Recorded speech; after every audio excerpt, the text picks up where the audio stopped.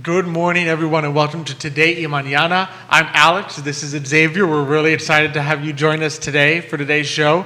As always, we are presented by Emergent Financial Services. We are powered by Cristel, Noel, State Farm, and we are partnering with Forward Adelante, the premier Latino networking group here in Charlottesville, Virginia. And as always, we are live on the I Love CVille Network. That's right. And on the I Love CVille set, which we love. This is a great set. It's such a fantastic There's love set. everywhere here. There's just so much Lots love, of so much hearts. excitement always here on the set. It's going to be a fantastic show that we have for you today. A lot of local artisans. Yes. We're going to have Tate Thomas at 10:30. She's a local artist here in Charlottesville. Just so many beautiful things. I was looking at the pictures that Nick was sending some from me. here. I see some from here. I mean, That's going to be fantastic. So you'll be able to see them firsthand here on the show. And then at 10:50, we're going to be joined by Daniel and Alisa Foytik. They are the owners of Foitek, producing amazing leather goods. That I was looking at them on Etsy, and they're very, very impressive goods. And a lot of them are personalized. So No, it's unbelievable. You see Just what people can produce, and you say, hands. "Wow, how do they do that?" It's so amazing. It still Yeah, it amazes is, me. it is, It's, yeah. as someone we typically work maybe with some of the gray cells, With the more gray than cells, math. yeah. And the math, we're just what people can do with their hands, and just the images that they're able to create is amazing.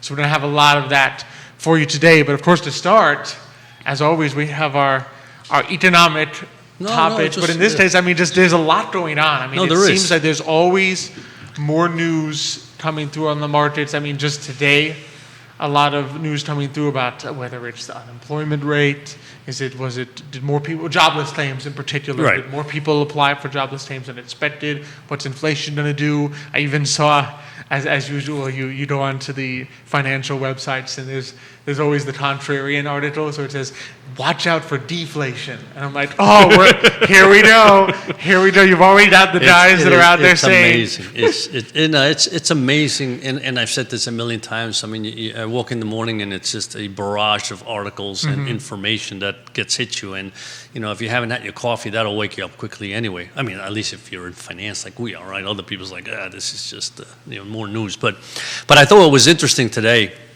because if you look at the bond market, and of course I love the bond market. I grew up with the bond market. Not that I don't love stocks. I mean, they produce great returns. But your first love was bonds the are bond math, right? So it's easy. But the way I look at it, so you get up this morning, I look at the market, and the market's it's roaring, right? So bonds are roaring, and you say to yourself, okay, typically, when people are afraid of inflation, interest rates begin to rise, right? When the bond market is roaring, that means that prices in bonds are going up, means the yields are coming down. So it doesn't match, right, the expectation that if you're going to have inflation, you would expect interest rates to go up, right, so that you basically keep up with inflation, right, so that you're protected in that sense, right? But it's not happening, right? I mean, you look at the 30-year, 30 years now below 1.9%. So think of mortgages, right? The mortgage rates were already low. They're going to get maybe lower. We haven't seen below 1.9%, I think, since February of this year, right? So think about all that has happened this year with regard to the inflation scare. So and the yet question, we're back where we were in February in terms of interest rates. Yeah, no, exactly. And so the question is it that the investor has put aside the inflation fear, or is it something else? And I guess the other issue that we have, and one of the things that also came out was, as we know, the Fed has already said, we're not worried about 2% inflation or higher for now, right? I mean, we want inflation. Not even that. They're not worried about an average of 2% inflation. That's right, so what they're really saying is that if it's 1 month, we're happy with 4 the next. Exactly. And that's what we've seen, right? So now the ECB, the European Community Bank, right, Central Bank, European Central Bank, basically came out and said the same thing. So now we have 2 major central banks in the world saying the exact same thing, meaning we're not concerned about inflation because we want the economies to get going. And we've talked about this before. When you look at the global economy, right, who's the only country that truly is doing better than maybe in terms of growth, better than what maybe some people expected. I thought we'd be doing better already, but nevertheless, better than I think some people expected. It's the United States. Everybody else is just really struggling. Right now, News is coming out with the new COVID variants. Is that going to create another slowdown in the economy? So I think all of this is creating the narrative that the central banks around the world are not going to shut off the spigot. They're going to continue to pump money into the system because they're afraid. They're afraid that the economies around the globe are now going to pick up as fast as they would have hoped, right?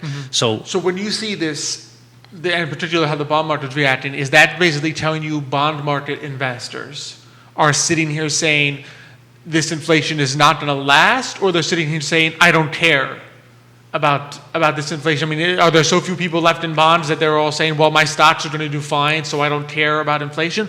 Or is the bond market telling us the people investing in bonds are saying, I don't really care? I mean, I don't believe that this is going to last, that this is a temporary blip, and we may be looking at low inflation again in the near future.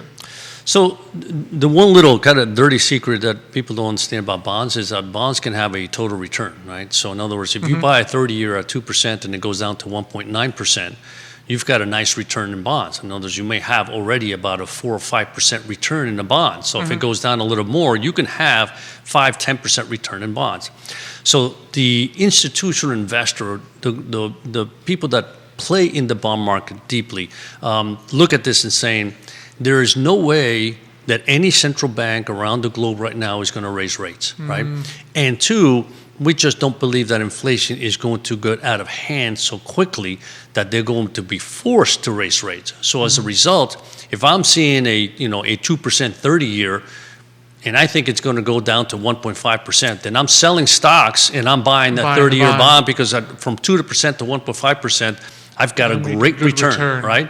So that game is being played in the institutional marketplace, right? And second of all, you look at the relative yields of other countries to the United States, and the United States is the largest bond market in the world, the safest bond market in the world, the largest economy in the world, and yet our interest rates are higher than basically, almost every single country in Europe. And I talked about this before. You got a 10-year Greek bond that is yielding less than a 10-year U.S. bond. Well, unless you're a Greek guy, right? Why am I buying that, right? Why am I buying a 10-year Greek? Because you sit there and say, exactly. Who's more likely to pay me back, the United States exactly. or Greece? Yeah, we've seen that story before, We've seen right? this movie before. Yeah, exactly. And then you sit there and say, and who's paying me more? The United States. So why on earth would you buy this? So I think there's been a shift, right, towards that, and saying these yields just don't make any sense for the U.S. economy right now, for the U.S. interest rates. And I think people have just said, I'm buying, right? And without any doubt, I mean, the stock market the last 2 days haven't done very well. They didn't open up very well today. So you're seeing that. You're seeing the shift, a quick shift, right, from stocks to bonds, right? And, these are all investors that play that particular game. A normal retail person can't play in that game. That was going to be my next question, because the average person out there who's thinking of saving and investing is not sitting there saying, how do I get into the bond market to try to get a quick return, because I think interest rates are going from 2 to 1.5, and then going and buying 30-year treasury bonds to try to capture that total return. So, but unfortunately, that means that the average person then is going there and saying, typically when the average person is going to buy bonds, you're looking at the yield. You're not looking at total return. What can I buy and sell this bond? And that's the right move. And yields are very low. So what would your advice be? What should the average person be looking at? So this is a perfect example, right? So it's a perfect example of a diversified portfolio, because if you have a diversified portfolio where you have some bonds in your portfolio and you have a variety of stocks, right? Different types of stock, growth stocks, value stocks, small cap stocks. When you have a diversified portfolio, you're going to see the ups and the downs. But the beauty of, and we talked also about asset allocation, when you have a situation where the bonds are going up and the stock and the market's going down, and the market needs to go down a little bit, right? I mean, in essence, there's nothing wrong with the stock market going down, having a 5%, 10% correction. It gives you the opportunity, right? When you talked about this on Jerry's show, if you have $1,000 to spend, do I want to buy just one shot, or do I want to say I'm going to put 1/3 today, 1/3 maybe 2 weeks from now, 1/3 4 weeks from now, right?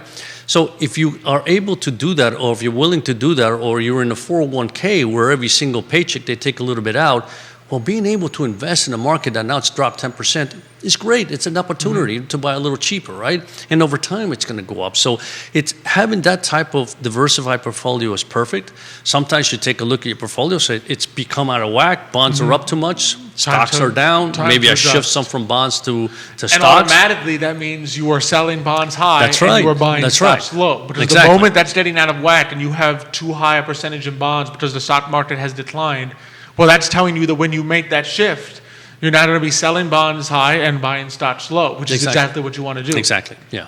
So again, these are all opportunities. The way I look at them, when the market's extremely volatile, it's opportunities to take advantage of something that's going on that is probably going to be temporary, right? And then move on. Let your portfolio do its job, which is to grow over different market cycles, right? Exactly. And I think maybe one of the big lessons, even just from what the institutions are telling us by being in bonds, is I think sometimes we have a tendency to look at the headline and have it scare us into paralysis. So you look at it and say, oh my goodness, inflation is at 5%.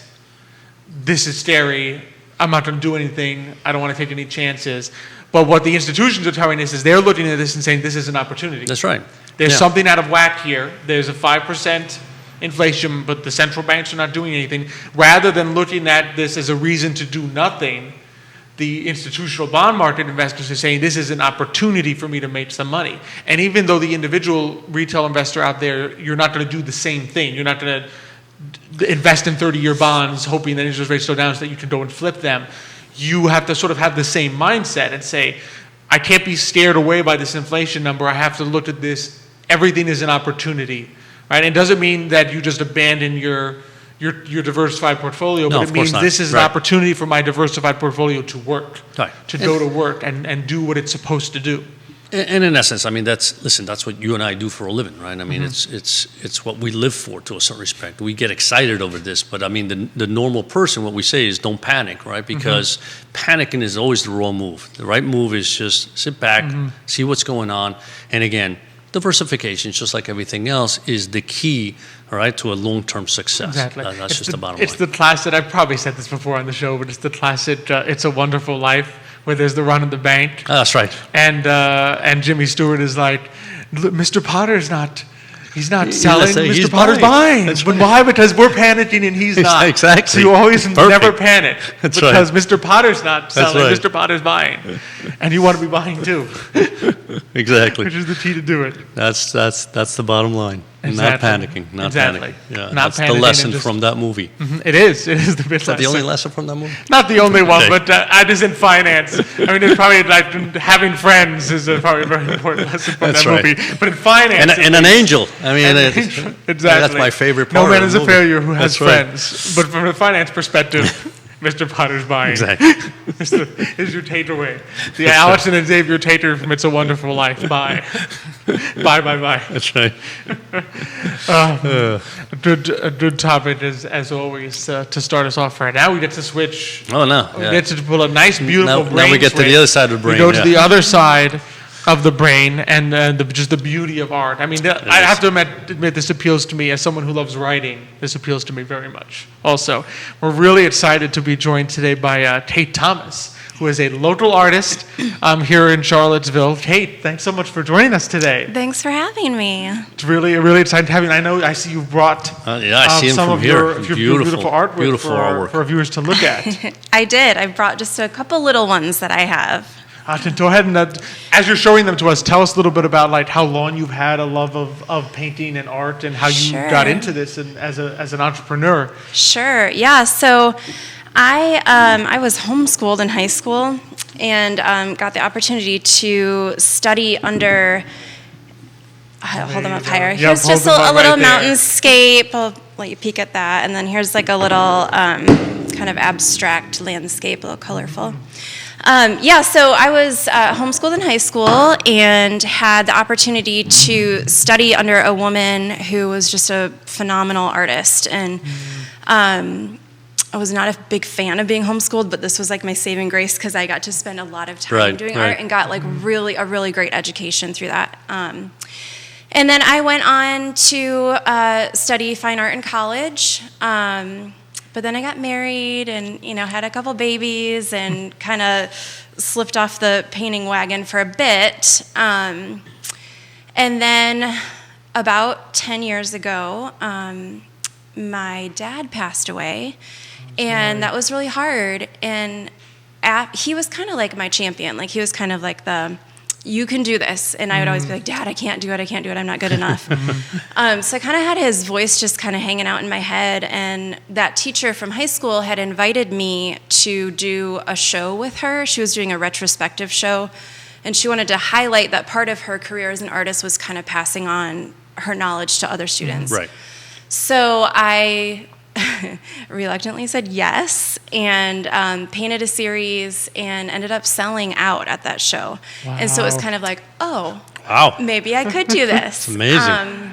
Talk about encouragement. Yeah, Yes. so it's kind of been, that was just almost exactly 10 years ago. So I've just been going with it ever since. It was, I had 3 little babies, so it was very part-time at the beginning, but it's now a full-time thing. So. Amazing. So I'm always curious, how do you paint? Is that watercolor, oil, acrylic? I'm always curious. Sure, yeah. My medium of choice is watercolor. Watercolor. It's a little I love bit different. watercolor. You typically see watercolor on paper, but I'm doing watercolor on stretched canvas. It's prepared differently.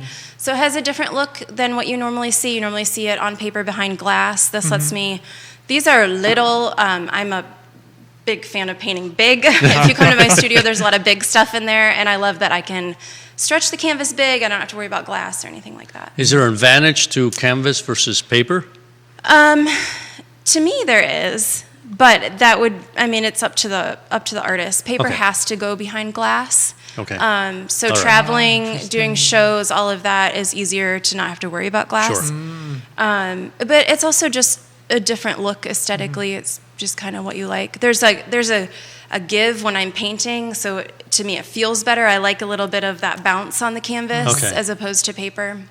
That's so interesting. Interesting, yeah. I would Even never- the yeah. process Yeah. itself Exactly. to determine the medium. Oh, you have some big fans and comments here already. Erica Lyra Mitchell says, "We're excited to see Thomas' art. She created a beautiful painting for our family as a commissioned piece, and we will treasure it for generations." Aw, Thanks hi, for Erica. watching, Erica. Sean Michael just says, "Tate Thomas," with exclamation point. So I guess he's a big fan. And Nicholas actually has a question for you. He wants to know, would love to hear about some of Tate's influences in painting and how she developed her really unique style of landscape and abstract. It's inspiring. So what were some of your Sure. influences for your style, would you say? Sure, that's a great question. I was trained very classically, so it was always tightening up, chiaroscuro, still lifes, shadow, light, all that stuff. And when I got to college, I really wrestled with, I was very drawn to people like Helen Frankenthaler and people who are doing like large-scale abstract stuff, and I felt like, how in the world could I even head in that direction? So part of it, the canvas has helped me with that. And just not having to be graded on things was a big shift for me, just being able to freely. So I think I've kind of, at this point, landed somewhere in the middle of having that technical background and knowing how to actually paint realistically, but then moving towards abstraction. Okay. I'm a feeler. I'm your classic artist, emotional and all that. So I want to put a lot of feeling into it. I really love to pull on nostalgia, and I think when things are a little bit abstracted, it lets people kind of have room to pull on their own emotions, room to kind of Interesting. sit with it. Interesting. Yeah. So when you approach painting, as opposed to somebody saying, paint this for me, but you do it yourself, do you have an idea as to what you want to paint, or do you kind of sit in front of that canvas and say, let me see what happens? I'm just curious. Well, that depends on what cycle I'm in. I feel like I cycle all the time. So there are times where I lay in bed at night and I can't sleep because I have a billion ideas for paintings. Okay. And it's like I have to narrow that down and pick what direction I'm going to go in. And then there are other times that I go into the studio and I stare at the canvas and I'm like, what is going on? I can't figure out what to paint. So I kind of cycle through things. But I've got my notes on my phone has like a whole lot of my ideas. And so I can always kind of pull back to that. But That's yeah. interesting. So this I've always wondered because I love to write, and one of the challenge I'll often have when I write and think about publishing short stories is the temptation to be, do I just sit down and say, I don't care what the literary magazines are looking for. I'm going to write the story exactly as I want, and if it's not their style, it's not their style.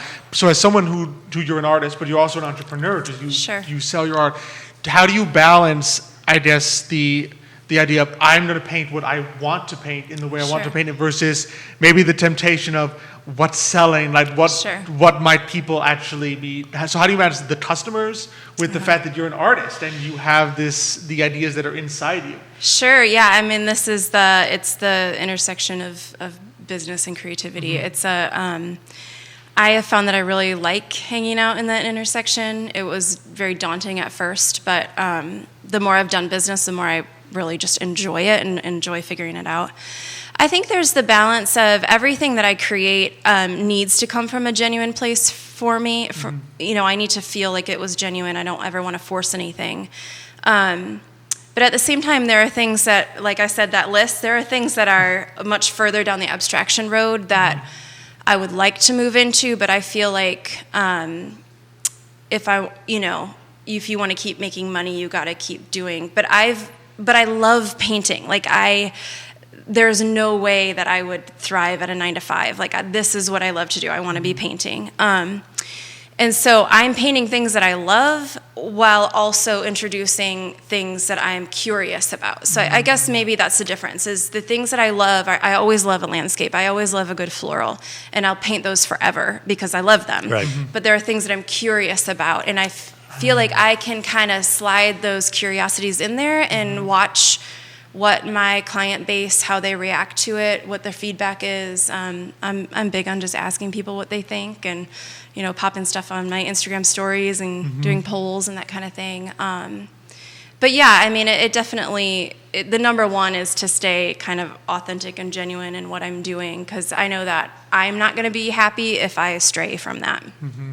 That makes sense. But I guess, so going back to your point, it is a little different writing versus something that is visual, right? Because in the writing, first of all, you write something. It's not like you have you have people come in and read your stories and see which one they like and they buy, right? You have to send it to somebody, and then it becomes somewhat subjective, that one person, whether they like it or not, right?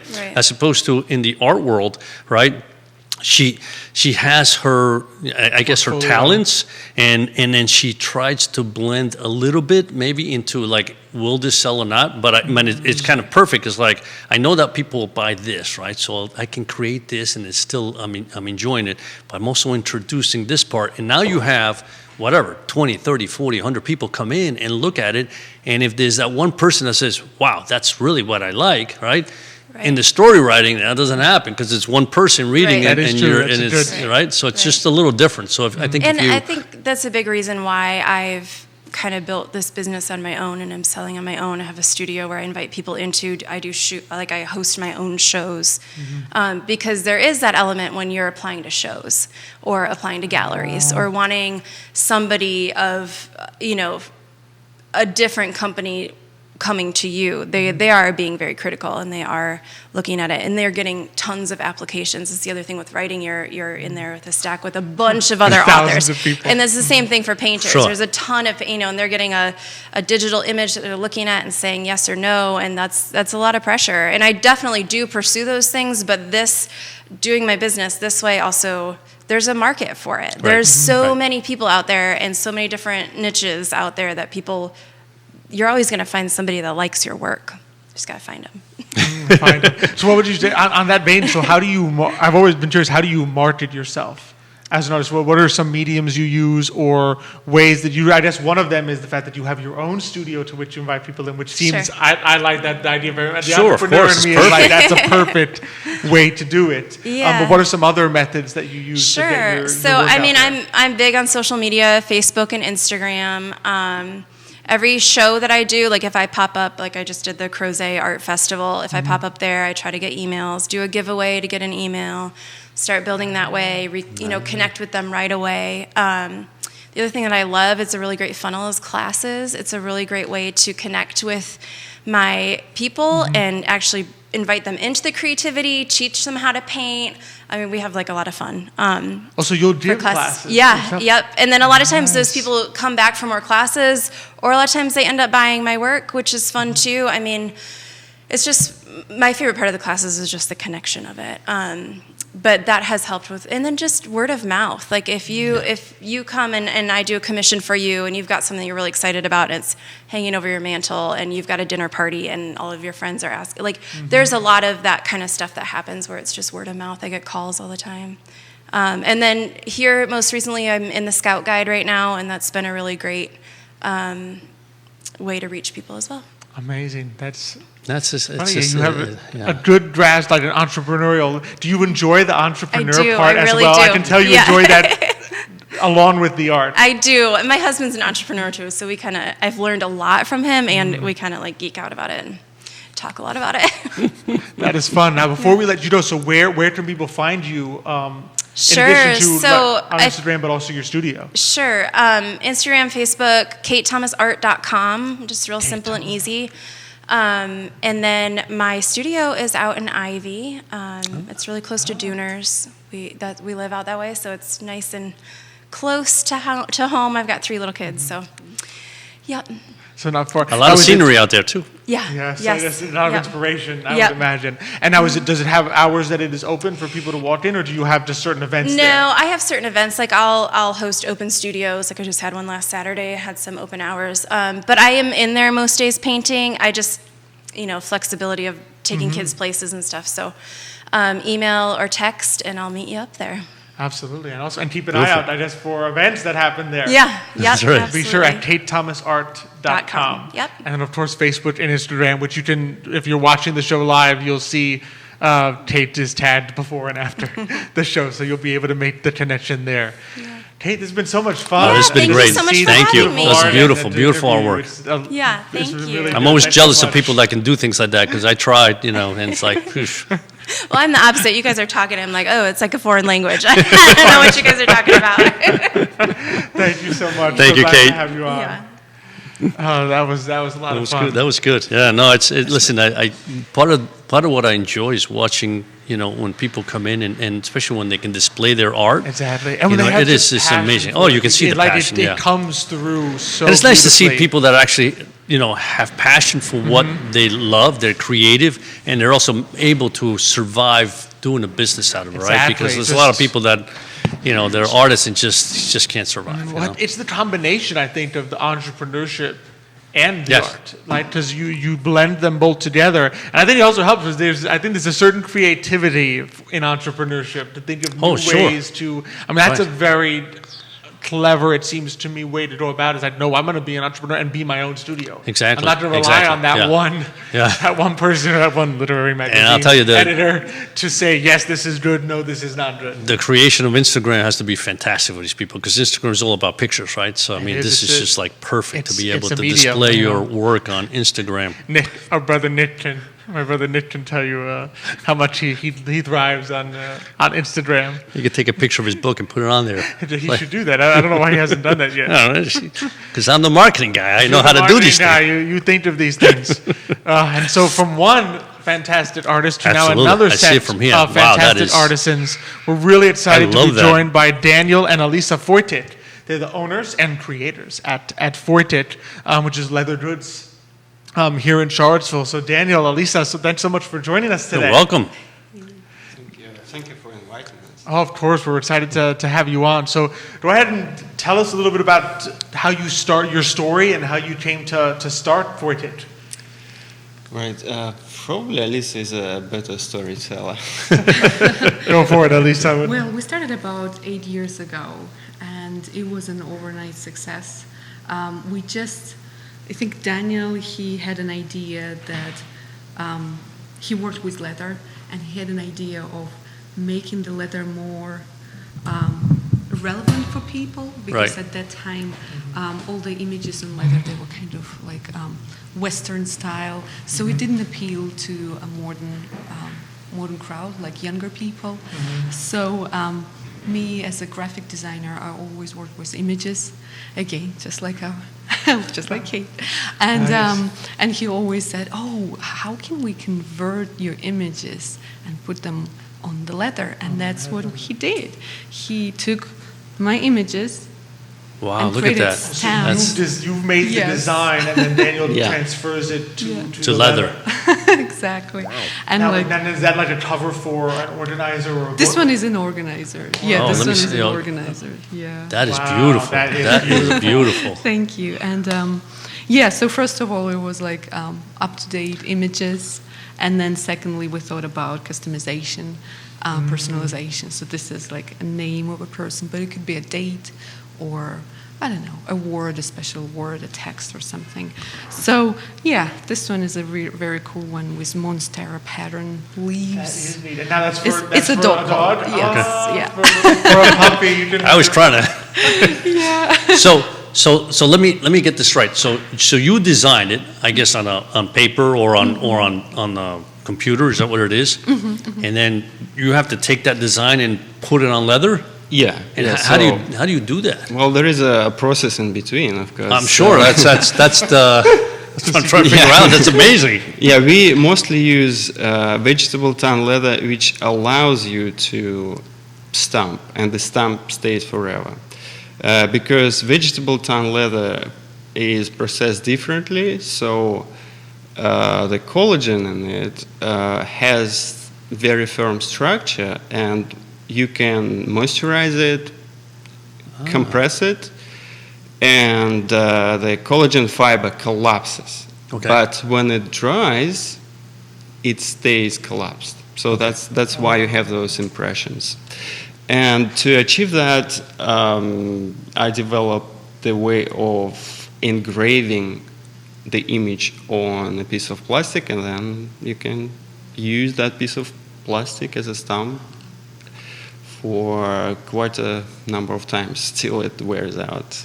Okay, you so basically almost stamped an impression on the leather, and then when it dries, it stays there. Yeah, Exactly. You, Daniel, you were just trying to confuse No, Alex it with makes all sense. these technical No, no. words Right, and no, everything. I love So it. the world of finance love it. suddenly is like a completely different thing, right? No, We it's just love this. yeah, we're just Every trying. time we get a new artisan Yeah. on. I mean, we had a couple of weeks ago. We had Ian just talking about the process of making spirits, and he was going, Right, deep, yeah. like we love Yeah. this. We No, love absolutely. I mean that because you see that on your leather, right? And I'm trying to figure out how does you do that? right? I mean, it's creative enough to be the artist and put it again either on a computer or a piece of paper, and then you have to then put it on plastic, get it right, put on a stamp, and then then go through the Yeah. process. Yeah.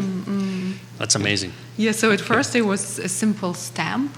We call them stamps. But then Daniel, he's also into engineering. So he started doing his own machines. And instead of just a single stamp would be not very, it will take a long time. Yeah, it's not efficient enough. It's not efficient, yes. He created rollers. So to roll on, like, I mean, Yeah, you I can about tell the- more about the it. So technical- it's basically a process where you have your stamp on a roll. And so basically what machine does, it has two rollers which rotate simultaneously and drag the strap through. The top roller has the same engravings, except it's Right. circular. So it's an infinite pattern on a strap. So it's like it's almost like a, let's say I like cooking, not that I cook, I like eating, but it's like a pasta machine where you put the pasta Exactly, through the yeah. rollers, so the rollers are engraved and you idea, yeah. pass it through. Okay, Wow, that's amazing. That's good. amazing. Yeah. Now, I'm curious, how did you get into working with leather in the first place? Like, in your Oh, your life? that's a pretty kind of interesting story. My great grandfather was or used to be a saddle, so basically upholstery and shoemaker. Okay. And I was very little, so my memories of him are kind of not that clear, but I remember the smell of vegetable tan leather. And once I came across it, it brought up all of the childhood memories. I was like, oh, I just have to do it. I just have to do it. Because, yeah, the smell, the feel, you just can't replace it with any artificial material, really. There is no way. Not yet, at least, as far as I know. They haven't figured that. So that did you part out yet. did you learn anything from him, or it's just the memory got you? No, Okay. no. It's I learned everything on my own years later. It was like maybe 10 years when I started to be interested in it, and about 8 years since we started to do it full time. Wow, So this- did you have a teacher, or you just learned by No, yourself? Yeah. Really, just That's by amazing. yourself? Well, it's the way it's the only way which works for me. Yeah. Because I can't do like academic studying. I can only just pick the information from the world around me and improve my own skills. I But that's guess. such a neat story. That's like to come back after that time to almost do what your grandfather did, Yeah. but in a roundabout way. Like Yeah. Right. it wasn't Yeah, it passed is. down like piece by piece, but just to go back and then suddenly have that memory again. Yeah. It's I want to do. I mean, not exactly, because I guess he was doing upholstery. Yeah, but it was to do different. To work yeah. with the same material that Yeah. he was working with. Yeah. All those years ago. Wow, that is a fun Now, story. who comes up with the ideas of the different types of leather products? I mean, because that book is beautiful, and so is that. But It's kind of interesting question. It depends. I'm more technical, and Alisa is more sensitive to what people want, what people like, and we combine those two, and I guess that's how it works. Well, I see it as Daniel is a creative director, and I'm more a manager in a sense. So, yes, if somebody is saying, okay, so I want a larger organizer with Okay. this amount of pockets, and so many customers are asking about it, I'm writing it down, and I'm then telling Daniel, okay, Daniel, so we have these kind of requests, and people are asking a lot about it, and he thinks about it, and he thinks about lines and designs and ideas. So that's mainly like your creativity, actually. And I'm working with the customers and with people, but also I do the actual images and graphics.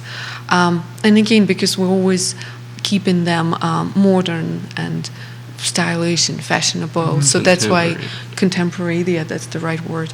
That's why I always monitor what's popular right now, what people like what is the market doing and everything. right. It's true, and it's amazing. I know, and just when Nick, my brother, showed me your website, you have some fantastic pictures of your. Thank you. Is that you? You take you're the photographer. That you do this excellent job with the marketing in terms of like really showing off. The leather goods. Do you have a background in photography, or you just sort of picked it up? Yes. I used to have my own little studio back in Great Britain, where we used to live at some point. So yes, I'm a photographer as well, and that's my big passion, and I love taking images. So for Great Britain. So you were, where were you originally from? I think Nick mentioned. Yeah, well, originally we are from Russia. That's the accent. I was born and raised in Siberia, and Alisa is from kind of in between Moscow and St. Petersburg. Boring area. Yeah. Like boring, nothing interesting. But it makes for a very interesting story about the time Certainly you does, yes. in Charlottesville. So I'm curious what brought you to Charlottesville. how'd you get here? Oh, that's a funny story. We were about to buy a house, and we started to do some research. Went to different cities and Like Austin, Texas. well, yeah, Why not? kind of. And came across top 10 happiest towns to raise the family, right? I think it was in Washington Post. Maybe. I don't remember. Like an but article in it Washington was like number 6 on the list, and we were like, Was it number 6? Yeah, it was 6. Oh gosh. It wasn't Okay. I thought it was in top one. No, it wasn't. Okay, well, Well, what makes you think it was the top one? We still love it. No, we still love it. Yeah, it's on the top 10 on our list. yes, and we ask people before moving here. We had some friends already living here, so we asked, so what do you think about the place? And they were just raving about Charlottesville. They were like the food, the music, the mountains, like being close to DC and the ocean, like you have everything. So, yeah, we made the choice and we never regretted it. We love living here. It's such a wonderful, unique place. So One of a kind. how long have you been in Charlottesville? 6 years? Yeah, something like that. Amazing. And so now, would you say most of your customers are local, or do you, because it's on Etsy, are you basically across the globe? Well, yeah, we used to be more international before the shipping rates were raised like several years ago.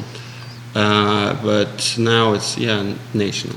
Pretty much. It's all over United States, mainly California area, so kind of that area, Colorado, California, Portland, New York, Florida. So these are our main states that our customers Definitely live the places there. I think where the style, the modern style is very appealing. That's I would right. imagine. But you know what? That's why I'm so happy to be here with you today, because we love our local customers and we want to be connected, and we have so much fun stuff. Come and see us. You do have a lot of things. Yeah, that's exactly why we're here, to make Absolutely. sure that people in Charlottesville. Absolutely. I mean, I have to confess, until Nick showed me, I didn't know No, you guys were yeah, here. this is I great. And I probably passed you by on Etsy, but looking through, handmade goods and things, and I never would have guessed, oh, they're here in Charlottesville. Yeah.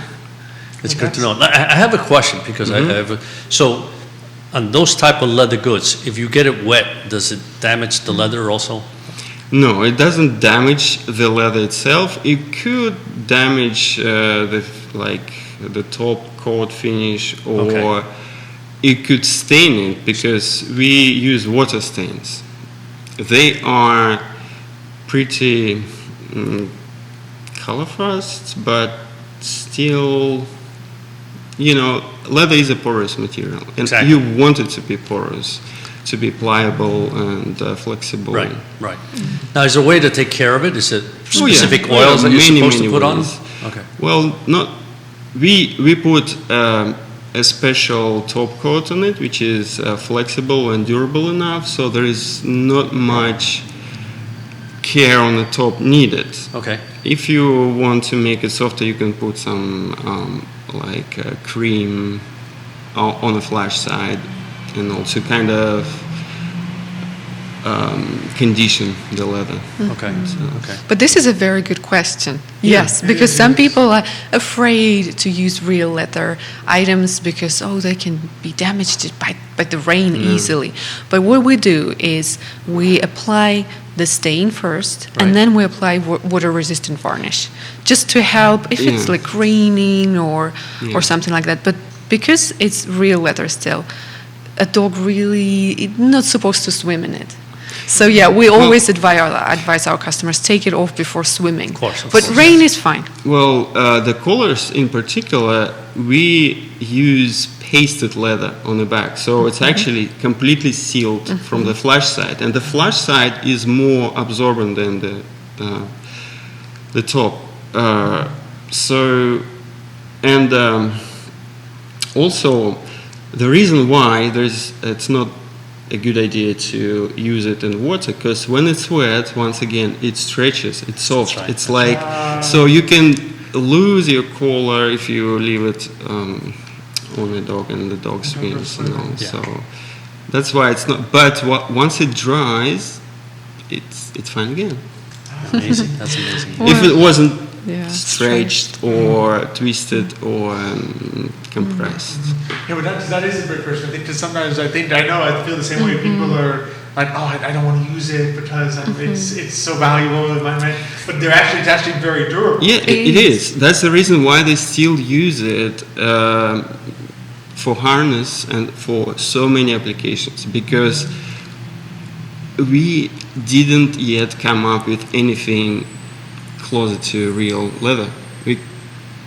It's It can't be replicated. there are attempts, but they're not good enough. So in terms of even like, so if you have an organizer, you get this for your organizer for a book cover, the care that's needed is just basically don't drop it in a Exactly. bucket of water Yes. or, Yeah. or, Yes. or, you know, don't drop the wine on it. Or Yeah. basically like you would treat any other good that you have, like the shirt you're wearing and stuff. The beauty of natural leather also is that it starts to look better with time. You know, I guess this patina from handling, it absorbs oils from your hands, and it does look better. That's amazing. Yeah, if I was noticing that, because you know, my watch, for example, this bands, right? So when you first buy them, they're very light, Yeah. and then over time, They get because darker you wear and so much darker. oils from your body, etc., it gets, like you said, a patina that is just beautiful, and I suspect that that's going to happen with that type of leather. You both have some fans. Jenna Scambos says, woo, woo. Oh. She's very excited to see you on the show today. Thanks for Yay, watching yay, Jenna. today, Jenna. So you definitely, you've got some fans of Foitek Leather here today. Thanks for watching the show. Of course, I mean, look at Of that course, I mean, that type of work. That's just it really is amazing. It is. Yeah. So now, before we let you go, where can people find you if they want to see your goods and buy them? So first of all, locally here in Charlottesville, they can come to our shop. It's how to explain where it is. Well, it's 310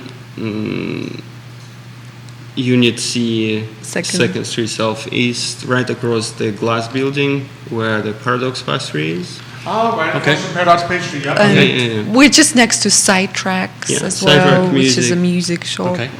So that area. So this will be easy for everyone in Charlottesville. But also Instagram, which is Foitek Leather, Foytik, Foitek Leather. Very simple. And the same with Facebook. And Foitek.com, which is our... Yeah. Foitek.com. So Foitek.com, gosh. Foytik. But for those in Charlottesville, definitely go check it out. Even more, Kiri Burdan says, we love Foitek Leather. And Emily Boardman says, fantastic goods.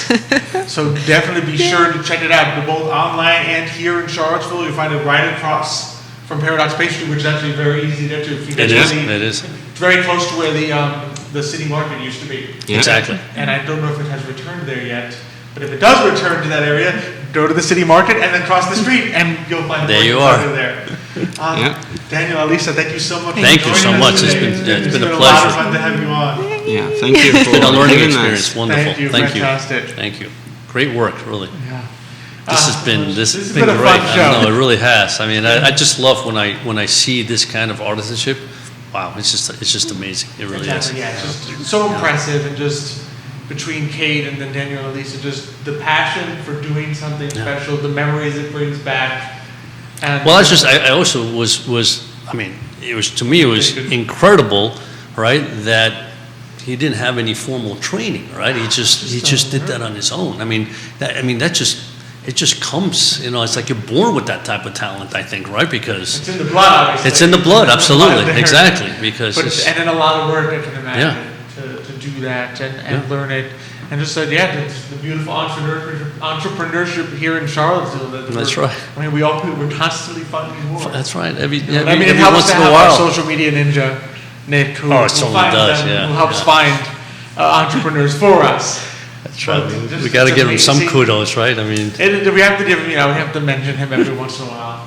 We would much rather mention Michael, But every once in a every while, once in a while we have to say. and say, okay, yes, he was involved in today Mañana show. But just a fantastic show, just to show you what's out here in Charlottesville. Yes. And the ways in which you can combine, especially in this community, but also in the United States, an artistic passion. sure. I mean, look at their reach. I mean, California, Exactly. you know, Florida, New Which York. is entrepreneurship, Wow. all the ways to Yeah. market yourself. Yes. Instagram, Facebook. Beauty of technology, I have to admit. The beauty of Yes. technology as Yes. we are learning. I mean, people are watching us today on That's on right, Facebook exactly. to see it. So just so amazing and really exciting and just good to see. Good Yeah. to see here in Charlottesville. And so, I mean, I know we have next week. We will have more exciting guests. Then Nick is on the way of painting. That's right. He's working hard. He's working. That's right. You He's know, got some secrets. He doesn't always tell us everything. He doesn't always. It's just tell us. amazing. Sometimes I think he likes to surprise us. That's right. And be like, oh no, I'm not. I'm not going to tell you what's next week. It's like, Yeah, what do you mean? It's our show. You got to tell us. You guys don't have to figure out before it I starts. think he wants a raise. That's what it is. Oh, exactly. He's bribing us. He'll be like, Is that what if you want to know. You can't say bribe because he can get arrested for bribing, you know. You can bribing. Can you get arrested for bribing your own Sure. company? Even more so. I would think so. To bribing your brother and your your father brother's is like- different, yeah. I don't know. But I your don't know. father- That's questionable whether you can do that. But yeah, it's going to another- be interesting gonna be next week. another Yeah, fun it's show. going to be It's fun. I know it is. It's fun every week. It is. We enjoy it every single week. Yeah. It's always exciting to have new. Yeah. new Actually, look, faces. you know what's funny? I mean, when we first started, I was nervous, right? It's like, Mm-hmm. oh boy, it's Thursday. I have to go up there and start saying things. But now it's like, I look forward to it. It's like, it's like I wake up saying, oh great, this is Thursday. It's today, mañana. And I Exactly. get to interview people that have enormous talents. You know, Mm-hmm. it's just, it's good. It is. I It's a enjoy lot it. of fun. Yeah. A lot of fun. And yeah, so we'll see everyone next week for that. We will. For another exciting show of today. Rain or Mañana. shine, we'll be here. Exactly. As always, we are presented by Emergent Financial Services, and as always, we are powered by Cristel Noel. That's right. State Farm, which is, I mean, she is continuing to inspire. Every time I look, there's a new.